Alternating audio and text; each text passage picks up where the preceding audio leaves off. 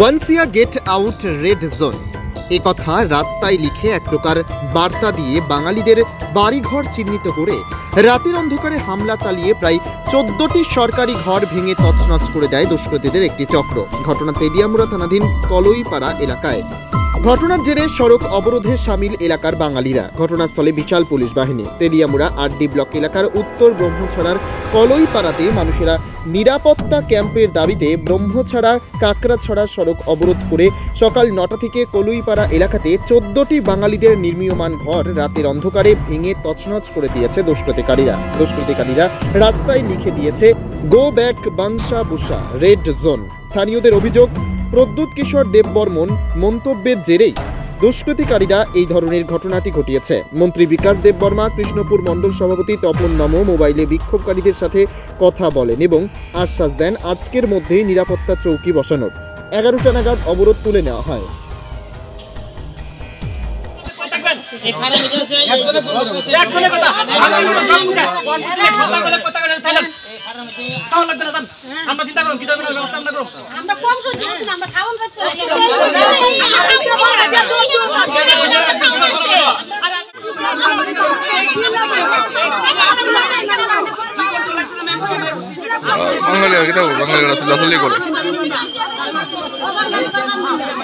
বাঙালি থাকতো না, এরপরে এই কালকার ঘটনা হয়েছে। প্ল্যান করে করছে এখানে সাব্যস্ত লোকরা জানে, অন কইতো না। স্যার আবদার করে না, আবদার করলে হইতো না।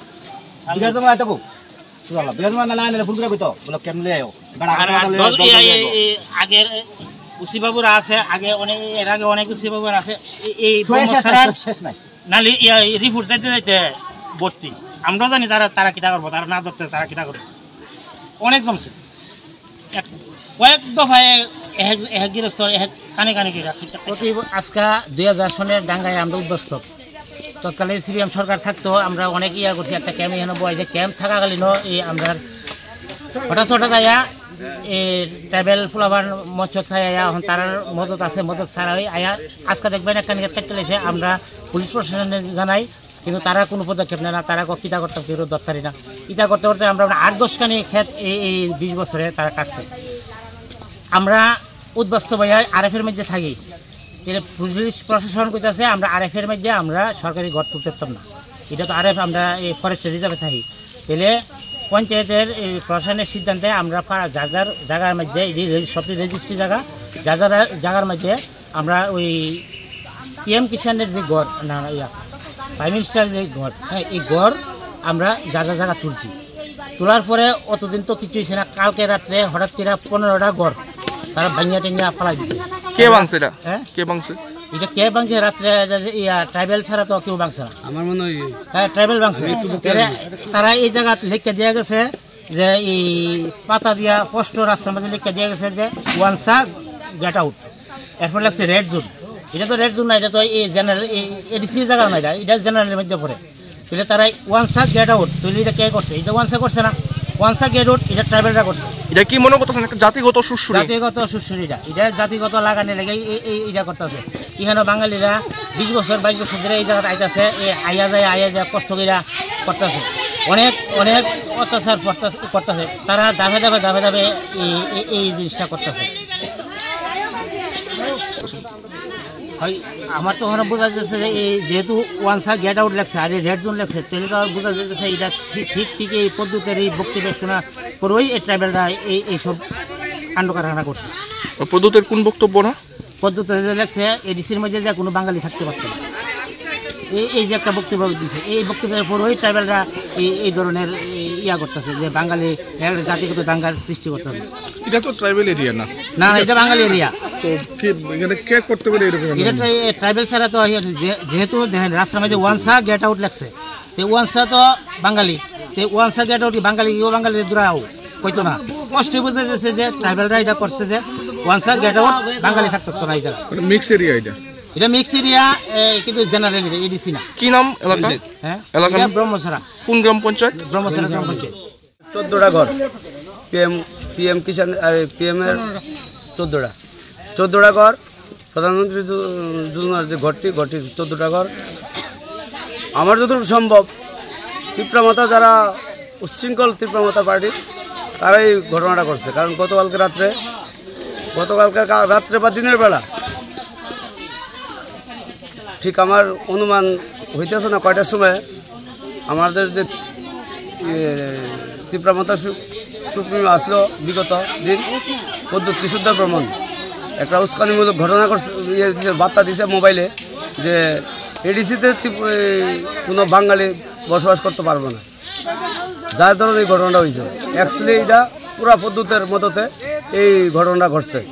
এটা আমরা মুখ্যমন্ত্রী অবধি এই বার্তাটা পৌঁছাইতে চাই। কোন এলাকা এটা ব্রহ্মছড়া গ্রাম পঞ্চায়েত। এখানে এটা কি মানে মিশ্র জনবসতি? হ্যাঁ, আমরা জনজাতি প্লাস আমরা বাঙালি মিলে আসে এই এরিয়াটা। কি মনে করতেছেন জাতিগত সুরসুরির কারণে এরকম? হ্যাঁ, জাতিগত, এটা তো একদম 100% শিওর জাতিগত সুরসুরি।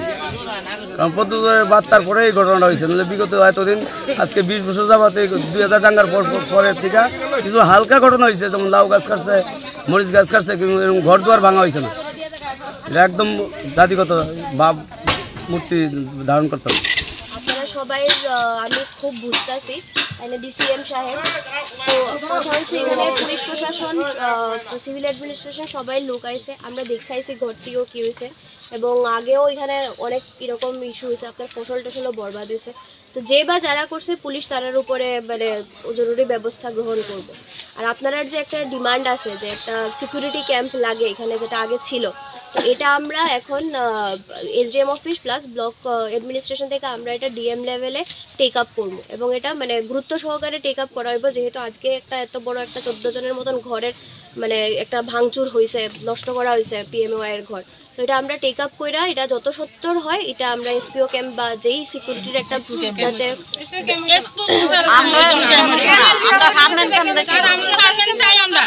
আচ্ছা এটা তো দেখেন, এটা আমি এখানে এখন দাঁড়ায় কইতে পারতাম না যে কি ধরনের ক্যাম্প। এটা হচ্ছে আরক্ষা দপ্তরের থেকে এখানে ওসি সাহেবও আছেন, তারা আরো ভালো জানবো যে এটি অনেক টাইম লাগে। বা এখন আপাতত যতটুকু করা যায় পুলিশ প্রশাসন থেকে এখানে জরুরি রাত্রে অ্যাটলিস্ট রাত্রিবেলা যাতে মানে প্রপার পেট্রোলিং হয় এটার ব্যবস্থা করে আমরা 24 ঘন্টার ভিতরে ক্যাম্প চাই।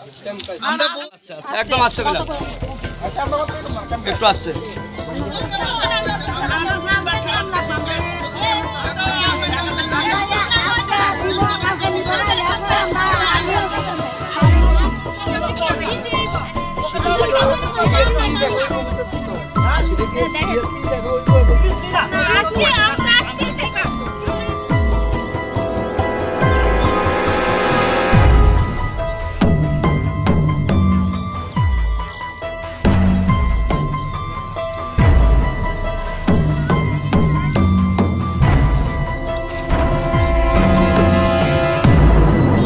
আপনার ভালো লেগে আইলাম আমরা, অন্য কোনো আপনারা